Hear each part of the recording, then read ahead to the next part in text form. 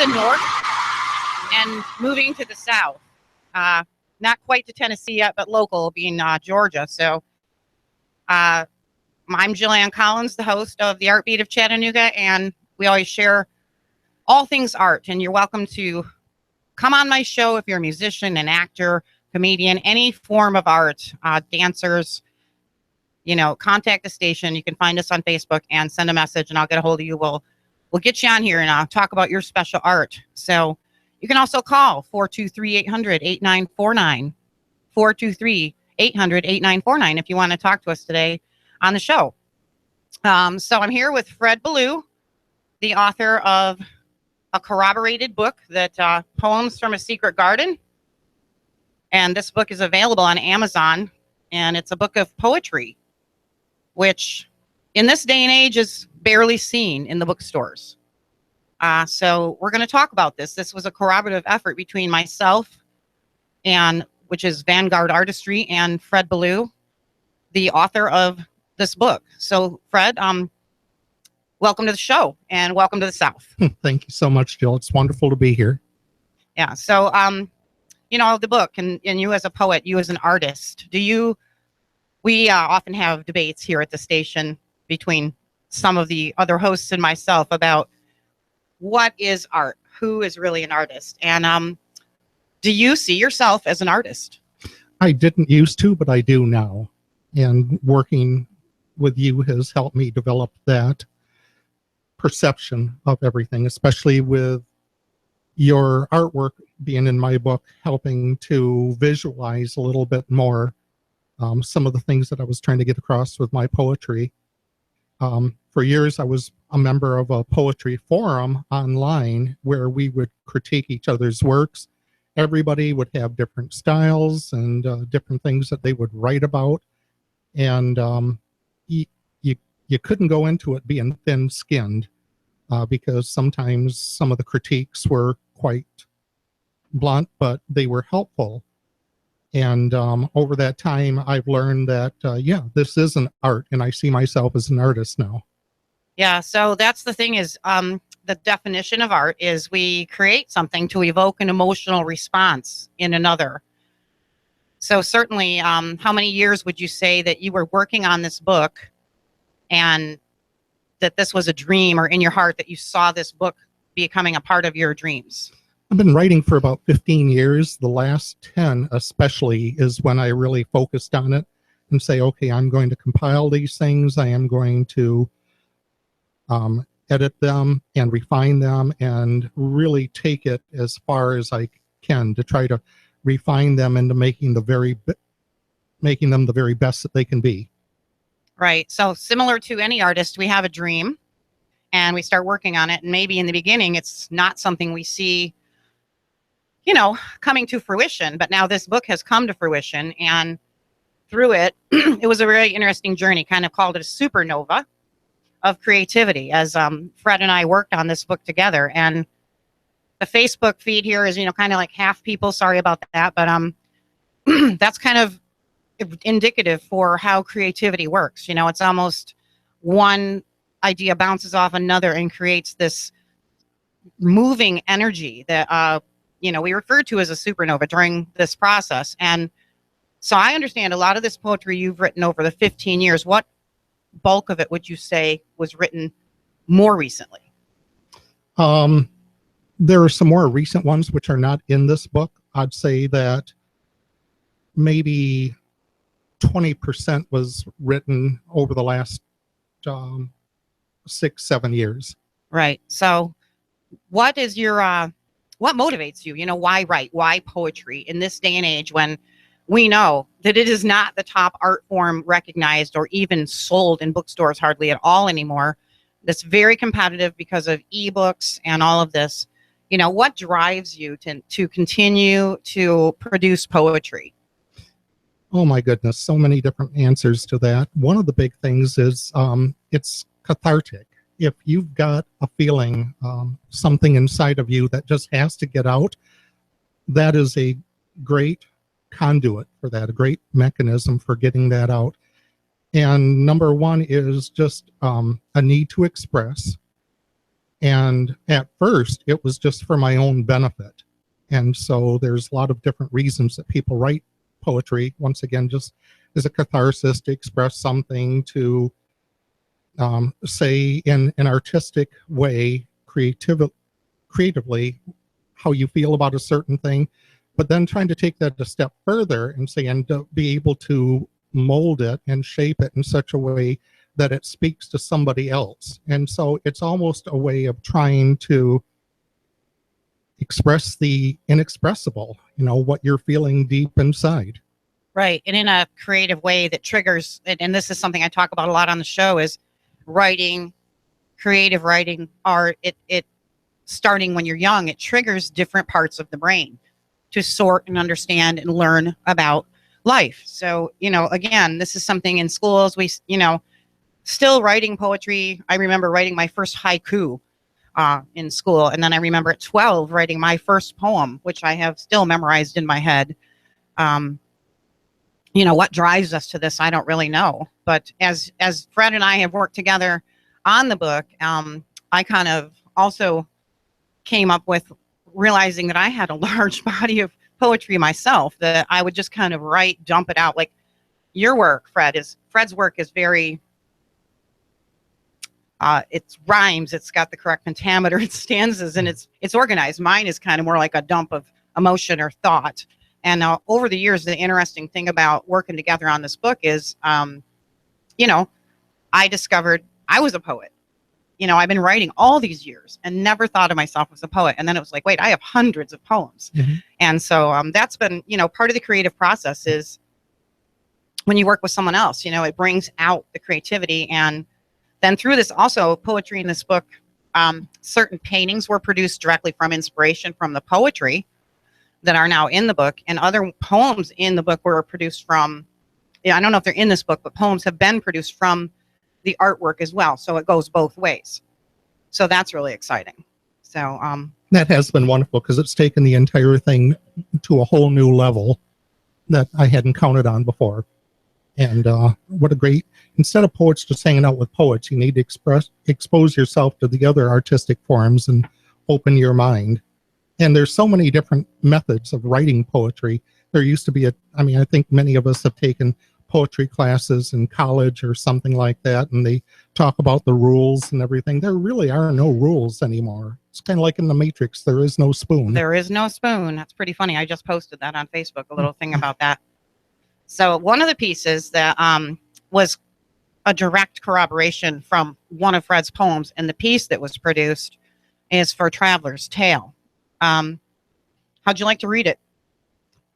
I'll give it a try. All right. So we're just going to be bold and read poetry right here on the airwaves, So you can plug your ears if you're not into poetry, but then we'll show you the picture that was inspired by this poem. This is more of a whimsical poem inspired by early fairy tales, fables, nursery rhymes. And I gave it a romantic leaning to it and tried to incorporate everything together. I've traveled for ages and seen many sights like merry old souls. Traveler's Tale. Yes, Traveler's Tale. I should have said that first. Traveled for ages and seen many sights like merry old souls under starry bright nights. My journeys are quests for the love I once knew, past sheep in the meadow and little boys blue. I've climbed every beanstalk in search of your heart and wondered how was it we drifted apart. Outside of the looking glass, all the king's men still ponder reflections of what might have been. I've stumbled through forests as blind as a mouse in hopes of reclaiming our gingerbread house. Now all the king's horses have joined me to find those magical breadcrumbs we once left behind. Remember the times when our dreams would unfold? Those days when our love would spin straw into gold? Now nothing remains but a cupboard that's bare. And the porridge is cold and there's none left to share. As bridges in London continue to fall, the maids in a row try to help me recall the secret to changing these tears into wine, transporting me back to the days you were mine. While cats and their fiddles play melodies sweet, the storybook ending remains incomplete.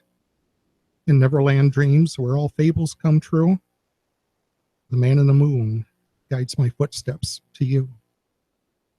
Well, I think that's a really classic, beautiful piece, Fred. It's obviously combines the imagery of childhood with the emotions of adulthood and love and life. So through that, this piece called Traveler's Tale was produced, and this is a drawing on black in Prisma pencil.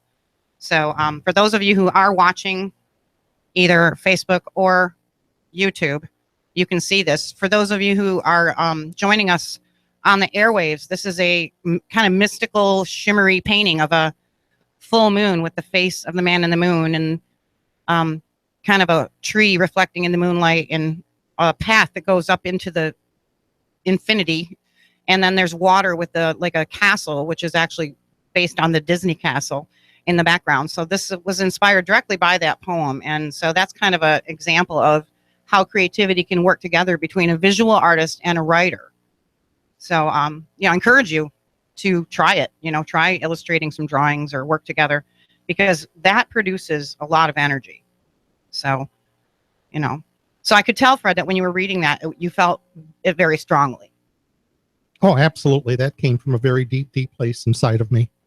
Right. So you're sharing, it's a risk. You're sharing a vulnerable part of yourself when you write and share it. Absolutely. I actually learned that from another artist, Joni Mitchell. She had created... Oh, now you're dating yourself here. Well... Who's that? I found it in my parents' collection. Okay, yeah. She had a classic album called Blue that was so vulnerable and exposed and out there. I believe she said in an interview once that she was like a clear cellophane that goes over a cigarette box. That's how she was. She couldn't put up any front or masks and everything. Everybody could see what she was, and she poured all that into that album. And I thought, how bold to just essentially stand naked and show yourself like that to the entire world. And in some cases, I've tried to incorporate that and do the same thing, but it's very, very difficult. Yeah, I have to say that's kind of more how my work goes, both create art and writing. It's pretty transparent. I don't hide much of anything, and I'll say or paint anything that I want to, because you don't have to show everybody everything. That's one thing some people are afraid to try to be creative, because, well, someone's going to see it and they're not going to like it.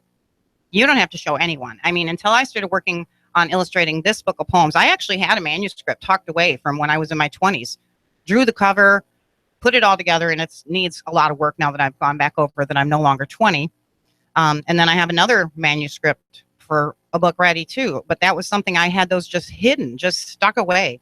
And to this day, I have poetry everywhere, Facebook, blogs, wherever, that I may not have ever even recorded. It's just kind of out there. So you don't have to show anyone, and you also don't have to put your name on it, but it's not something to be afraid of. That's the thing, is it's all valid, all feelings. And I just always love to encourage everyone who does follow this show to just try things. You don't have to show anyone. So well, that's a very valuable point, that everything is valid. You look at some of the ancient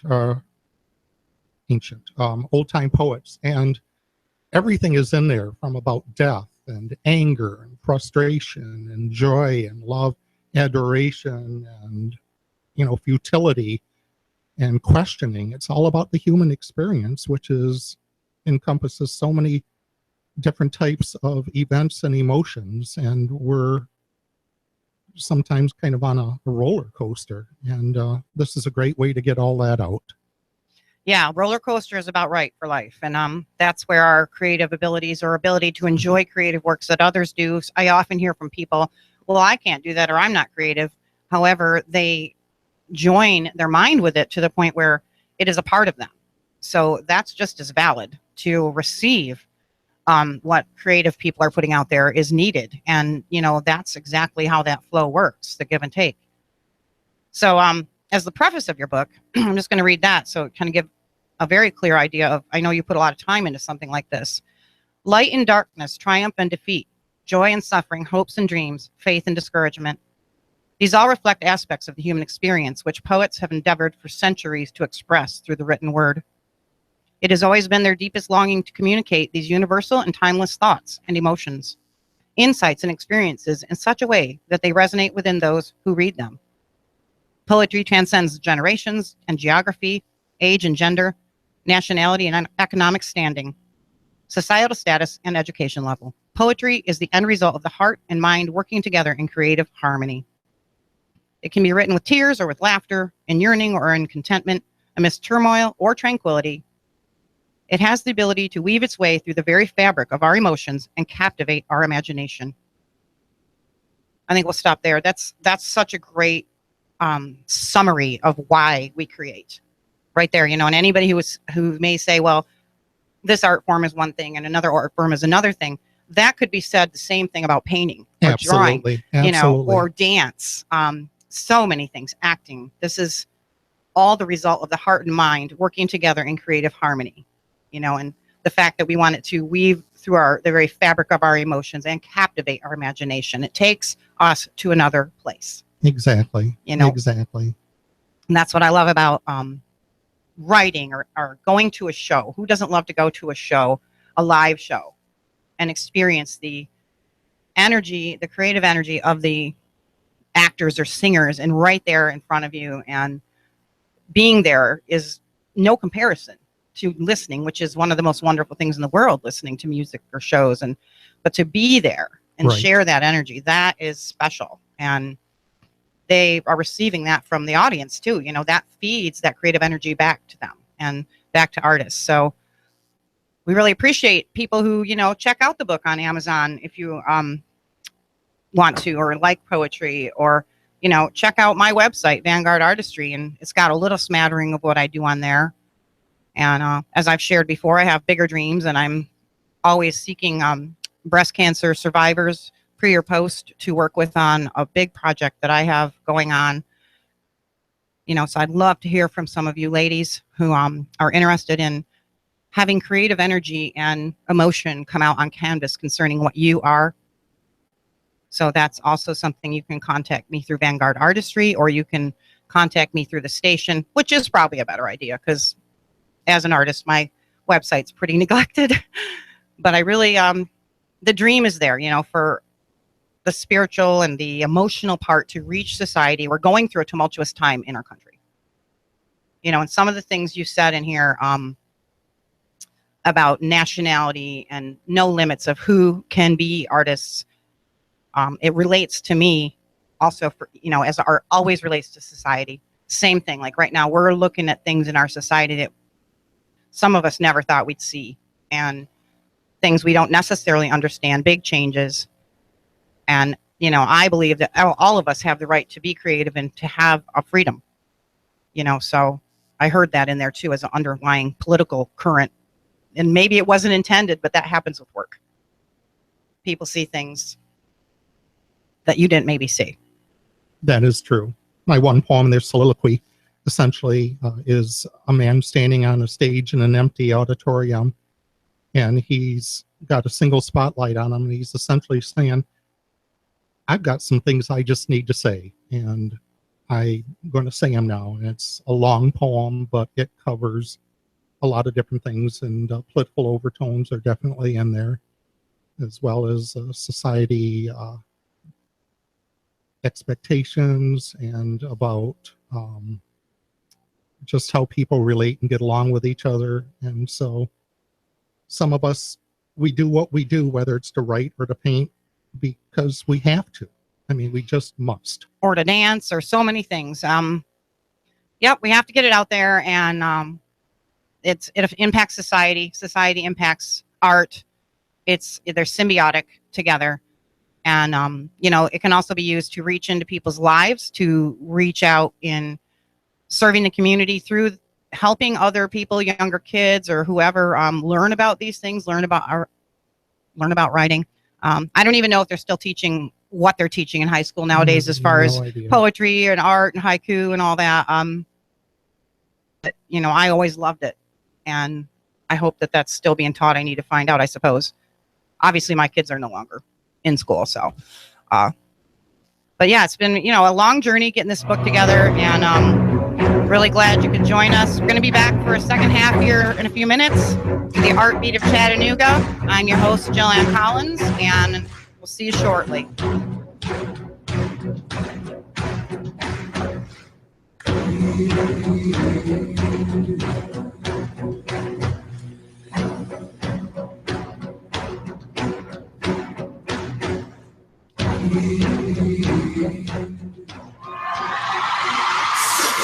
You give us 12 minutes and 40 seconds, we'll give you Chattanooga and the world. News Talk 1240.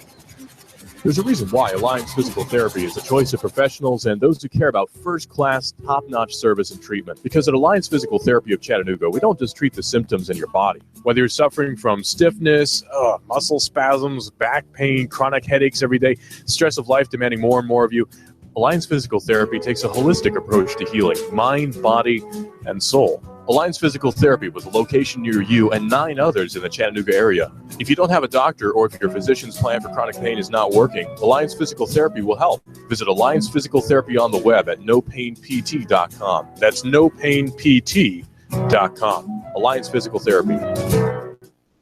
Our house in the middle of our street. Hi, I'm Sabrina with Sabrina Realty Associates. Now is a great time to sell your home. In our area, inventory is at an all-time low, which translates into higher sales prices. Call us today at 423-499-7780 to set up a free consultation and discuss our unique and aggressive marketing programs. We will provide you with a free market analysis to determine the right value of your home. Call us today at 423-499-7780 or visit our website at SabrinaRealty.com. Our house in the middle of our street. Our house. What? Oh no, I can't believe my phone screen is cracked. I cracked it. I can't believe my screen is cracked. I need my phone. Whoa. Slow down, wild man. We've got an easy solution. Cell Surgeon in Ottawa. Your cell phone repair doctor is on the job. Cell Surgeon in Ottawa. Check out our brand new location. Just off I-75, Old Lee Highway next to Zaxby's. That's right, your cell doctor in Ottawa, Cell Surgeon, most of the time can fix your smartphone on the spot. Your cell phone repair doctor is on the job. Cell Surgeon in Ottawa. Check out our brand new location. Just off I-75, Old Lee Highway next to Zaxby's. Cell Surgeon for all your cell needs. Most repairs are performed in less than an hour. TheCellSurgeon.com. Go to TheCellSurgeon.com. Daisy, get my cell phone out of your mouth right now.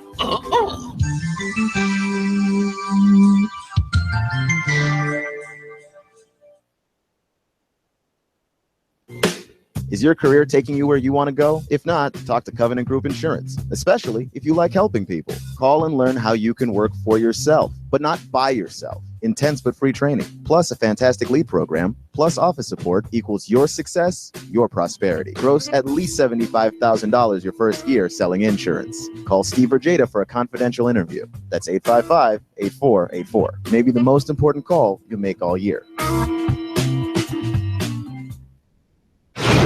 Wars come and go, but my soldiers stay eternal. Now you can listen to Hot News Talk Radio anywhere streaming live at Noogaradio.com. That's Noogaradio.com. Hot News Talk 1240. You give us 12 minutes and 40 seconds, we'll give you Chattanooga and the world. Hot News Talk 1240. AM 1240 Nooga Radio News. Russell Stroud reporting. 2 men have been arrested who had a room at Patton Towers after police say they were selling a massive amount of drugs.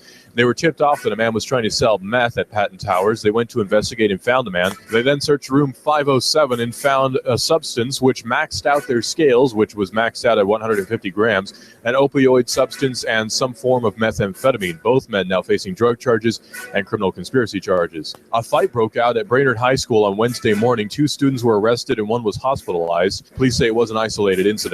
Police are still trying to find a missing teenager, 15-year-old Kendall Klimp, who went missing from her home on January the 27th in Rossville. Police believe that she's either in Rossville or Chattanooga at the moment. She's 15 years old. She is 5'9", 190 pounds, and she has brown hair and hazel eyes. If you see her, call 911. And local reaction from local politicians being very positive of Trump's pick for the Supreme Court. Lamar Alexander and Bob Corker both saying very positive things. Expect some lingering clouds, but drier weather out there for your afternoon. Breezy and cooler with highs staying into the lower 50s. Tonight, partly cloudy, chilly, lows 34 to 37 with more sunshine, continued cool weather for Friday and Saturday, highs 50 to 53. For lunch or dinner, come to Guthrie's, home of the original golden fried delicious chicken finger with their special sauce. Open daily. Locations in Trenton, Signal Mountain, Ringgold, and now 5203 Brainerd Road. That's Guthrie's. And I'm Storm Machine 12 Chief Meteorologist Patrick Ward. On AM 1240, Hot News Talk Radio. You give us 12 minutes and 40 seconds, we'll give you Chattanooga and the world. News Talk 1240. Downtown Chattanooga's home for news, talk, and sports. Nooga Radio, 101.1 FM.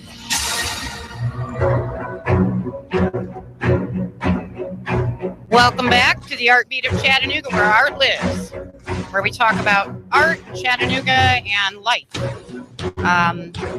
Life produces art. Society produces art. That produces the food for thought, the pain that we represent through our work, and the joy. I do a lot of dark work, I guess, but not always. So glad you're joining us here. I'm Jillian Collins, your host, and I'm a local artist. My website is Vanguard Artistry, and I show around Chattanooga from time to time. And I love art. It's kind of like my breath, you know.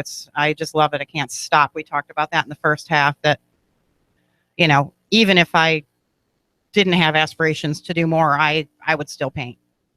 So, I mean, I can remember since I was a very small child, it was important to me. And writing my first poem at age 12. And it's just kind of a weird compulsion that sometimes almost feels like a burden. It almost feels like, why can't I just stop all of this in my head for a minute, and all of these thousands of paintings I have that I want to do in this tiny lifetime, and all the things I want to say, and you can't turn it off. And I know a lot of people experience that overreaching desire to do more than we can possibly have time to do, because we're unique and creative human beings, and our minds just go so many places. So we're here with Fred Ballou, the author of Poems from a Secret Garden, which is illustrated by myself with about 10 different illustrations in the cover. And this is 15 years of poetry work in this book, and it's lovely, covering all realms of human joy and pain, hopes and dreams. Every emotion, I think, is covered in this book, and some very, very beautiful poetry. And it has just a few lovely illustrations in here to represent, you know, the feelings of different poetry that came in here. And that's kind of what we're going to talk about this half of the show, is how something like this gets started. How did this get started?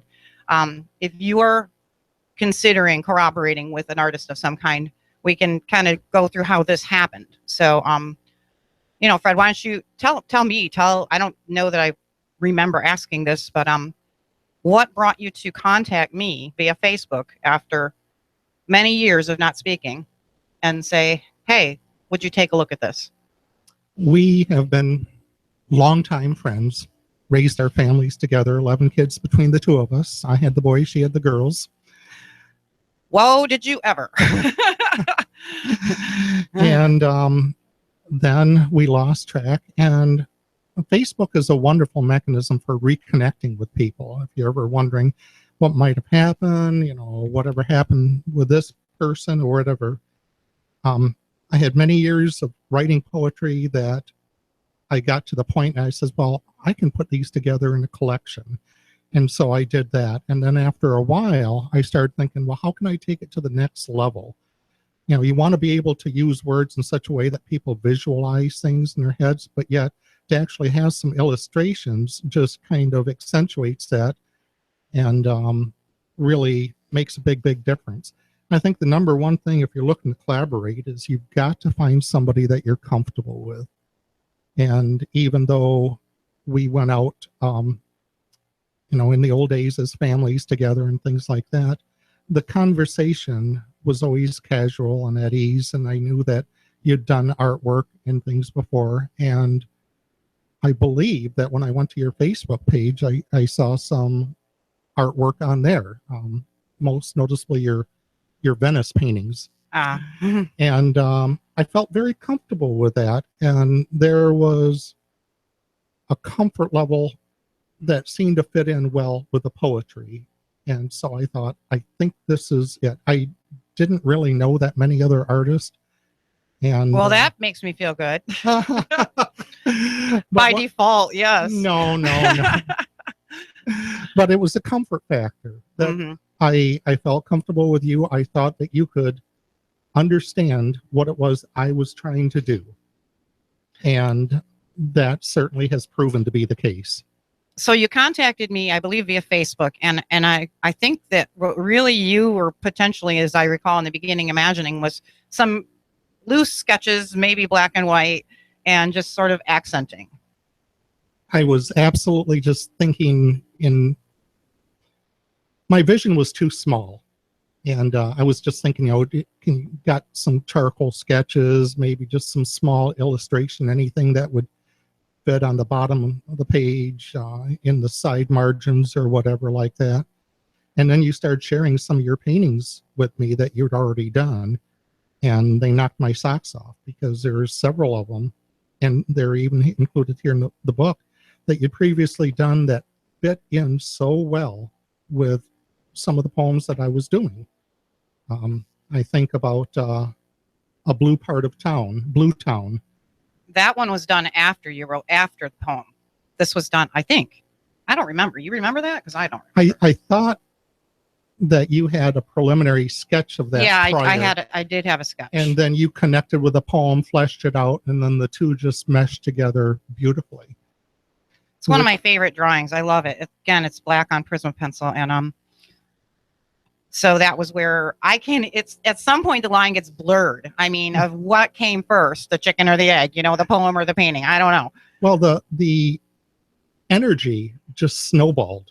Right. And turned into a supernova that, hey, what about this? And do you have this?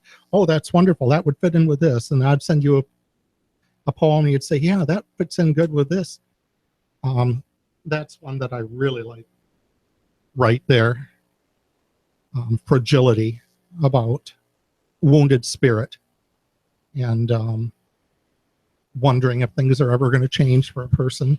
So for those of you who are listening and can't see, it's a drawing of a woman kind of on her knees, and you can't tell if she's on the water or a part of the water, and there's a full moon with a haze around it and kind of light, soft rainbow colors and stars, and she's dressed in a flowy, billowy dress that becomes part of the water, and also her fingers become part of the water as they're extended down, and her hair's up in a loose curly bun. And it was written directly for this poem. So that's another case where without this corroborative effort on our part, the piece would have never been done. So it worked out really well because, like Fred said, it created a lot of energy, and a lot more work was created in general because of this. And I started writing a ton of poetry also. You did. I remember that explosion around that time. I wrote a ton of poetry during this time. So, kind of reinvigorated my own love of poetry and my own realization of, you have lots of stashed poems, get them out, take a look at them. And then evaluating too, why do I write these? For me, I get up in the morning sometimes and it's just the very first thing is a poem just pours out of me. And I can't do anything else. I just have to write this down. And I always thought it was just kind of it's just emotions, file it away. But they've developed. I mean, I look back over the years and I actually have been writing pretty seriously more than I realized. So that's been an eye-opener for me through working on this book is that, hey, I need to put together my book. So that's kind of underway. So let's talk a little bit about the publishing as we get to that juncture. That you self-published this book because these days you're going to have a hard time as a poet to get any publisher to pick up your book. Regrettably, that's very true. It's just not, you go in Barnes and Noble. Do you have some poetry books? Well, yeah, we've got, bottom shelf down here in the back. And I've gone back several times and the same books are always there. They don't get new ones in. They don't sell the ones that they've got. And that's so regrettable because it's a way, I read poets from the 1800s and their words even now, across all these years, affect me so deeply. And it's the same human experiences, the same things that we're sharing. And so I think it's admirable that, you know, you are writing and even overcoming your own self-doubts about it, honing your skills and getting it out. And you'll find that those longings and emotions inside of you, once they find their way out in word, they will resonate with someone else who has gone or is going through the same thing or feels what you're doing. Yeah, and I guess that's why we write. I mean, you know, the question why is there. Why does this have to happen? And it's like we said, because we have to. You know, but a lot of my work is on my blog on Vanguard Artistry. My poetry and some random pieces that I throw out there, and people are welcome to check it out, you know, but I haven't put together a book yet. So I'm definitely not the author, you know, but through the publishing of this, can you know, maybe some of our listeners are like, hey, I'd like to know how to put this together. Can you walk through just a little bit of what it took to get the book published? Amazon has got a self-publishing subsidiary. I'll bill them for that plug a little later. Called Create Space. And there's a lot of different places out there, but this one, what I liked about it is that you could do everything completely on your own, or they have a lot of services that they can offer that you just pick and choose. You know, I need an editor. I need somebody to help me with marketing. I need some photographs. Can you give me some photographs? Or you can do as much or as little on your own as possible. So I like the flexibility there. I'm very much of I want to do it all myself type of person. And pretty much did that. You get, there's a small fee associated with it, not too much, but you get an ISBN number. And, you know, you format it yourself using Word, or anybody still using WordPerfect, or some sort of office program. Some sort of office program. And then you just ship it to them, and they ship it back to you, seeing if it meets their criteria as far as the font, the spacing, the size, and everything. And then you just pull the trigger and say go with it. And it ends up like the next day out on the Amazon website. Yeah, and then they print as ordered, so you don't have to invest a bunch of money. You know, you can produce your book for that and then have it available for sale, and it's up to you, right, with the marketing and everything. That is correct. It goes for a certain price on their website. However, if you order copies for yourself, you get, you know, a very, very small rate that it costs to do that. And like you said, there's no inventory. It's print as needed. So that's kind of, it seems easy, but there was a lot of proofing involved, and there was a lot of learning curve involved, and the dialogue of what they're expecting from you. And, you know, there was involved in getting with the detail of work that was ended up in the book, as opposed to some black and white sketches, was full color.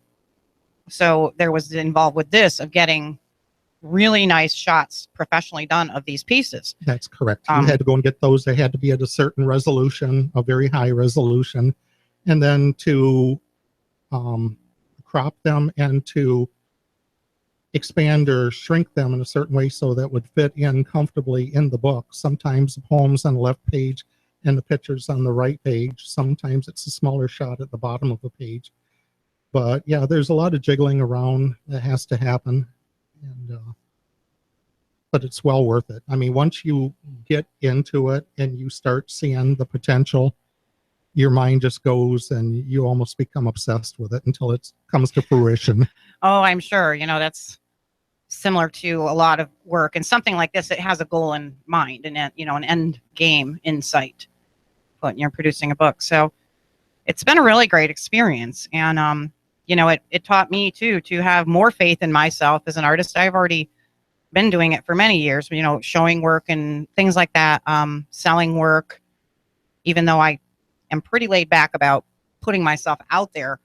But to realize, you know, that so many people are talented enough to put something like this together, you know, and there's so many styles of writing and types of art out there. And, you know, it's really fun to work together. Like musicians, they get to work together all the time. And that's one of the reasons it's so wonderful. You know, that creative energy is continually flowing. They're always playing their instruments together, matching their voices in harmony. Right. And then again, you know, you mentioned the time poetry all the way back to the 1800s, and I read all the old poetry too.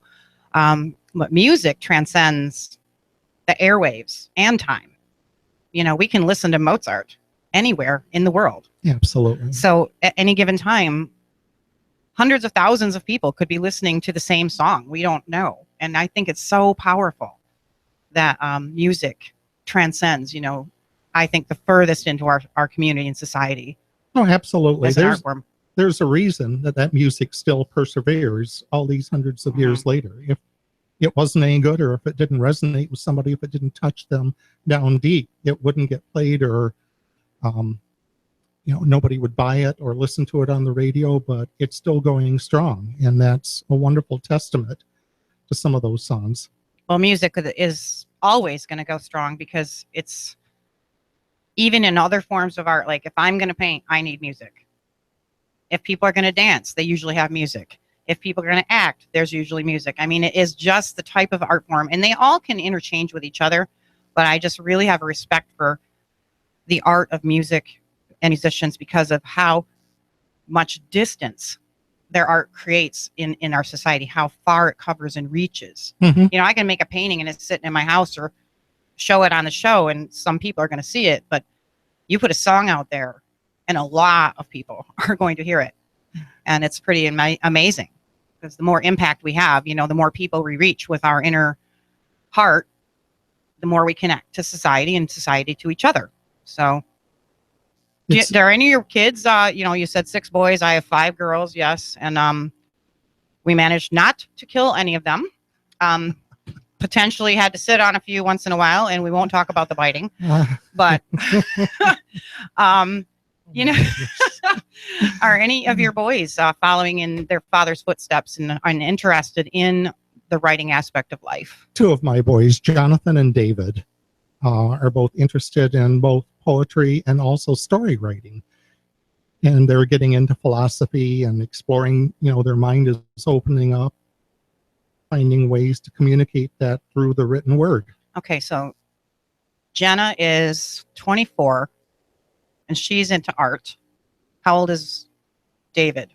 David is now, let's see, 84, 36. I can barely keep track of my own kids' ages. 35. Oh, so, but it's interesting because 2 of my girls are very into art. 2, my daughter Brittany, who has a website for people who have adult incontinence. She's faced a really huge hurdles in her life beyond what I believe I could handle, and I respect her immensely. And she's an artist and illustrates her own things and how she's had to deal with the changes in her life, which, let me tell you, are extreme. And then my daughter Jenna has recently been asking, sending me paintings that she's doing, and they're free and lovely. And I taught them art when they were little, and they were homeschooled and everything, but to see their love, you know, growing. And Satori, my daughter Satori, is also a wonderful artist. And Danielle plays piano, and Carissa could play violin, but she won't. But, you know, it's so cool to see your children embrace the thing you love. And now Jenna and I are challenging each other. Like, she wants me to send her a piece, and she wants to reproduce one of mine, because she did one of Matisse, and she did it very well, you know. And so it's exciting. So having your boys also to interact with in the intellectual writing realm, that exchange is invaluable. It's like if you do either a painting or a poem and you share it with one of your children, say, you know, what do you get from this? How does it strike you? And sometimes they come back with some incredible insight. Sometimes it's nothing that you would have expected, but that's where that exchange is so good. Yeah, that happens with artwork too. You're like, what? You know, and then you see something, someone else sees something you had no idea may be seen in there. And it's neat because, you know, my mom, she's been my mom my whole life. And just recently, since I've started posting more poetry, I found out that my mom loves poetry. And she's really excited about my poetry. To me, you know, like, who wouldn't want their parent to like what they're doing? Absolutely. So it's really neat, because now, you know, we're older and we connect, and I get to share poetry with my mother and find out, well, that's her heart is in this place. She loves this stuff. And so even that, producing a book and then putting your work out there. I mean, I knew my mom since I was born, and I never knew. I should have. She always liked cards, but I never really knew that she loved poetry. until the past few weeks. And it's been really exciting revelation. And she wants me to share my work with her. And that's really fun. Do you share work back and forth with your boys then? Only David right now, yes. Okay, well, yes. Yes. Yeah, okay. Me, so David is a poet, or is he a philosopher? He's a deep thinker. He's a searcher, and he is finding ways to express his viewpoint of the world and the universe, and finding people that kind of connect with that or can offer him some intellectual feedback, and maybe together they can further their understanding of things. Yeah, I think really artwork and writing and all of the arts are more therapeutic and almost a personal counselor. I know I put my actual deepest struggles into my work. I just pour that energy into my work. And I know with writing, same thing. You reach down to the deepest parts of yourself and try to work it out and deal with it. So it is truly also very therapeutic. So, that's a really amazing thing. So, well, we've got Fred Ballou here, author of Poems from a Secret Garden. You can purchase this on Amazon, illustrated by myself, Jill Ann Collins, the host of the Art Beat of Chattanooga. Really glad you joined us today, and just wishing you the great weekend. Get out to Chattanooga downtown, enjoy this beautiful city, check out some galleries, music, anything you want. Take your girl out before Valentine's or whatever and make it special. So thanks for joining us. Have a great day.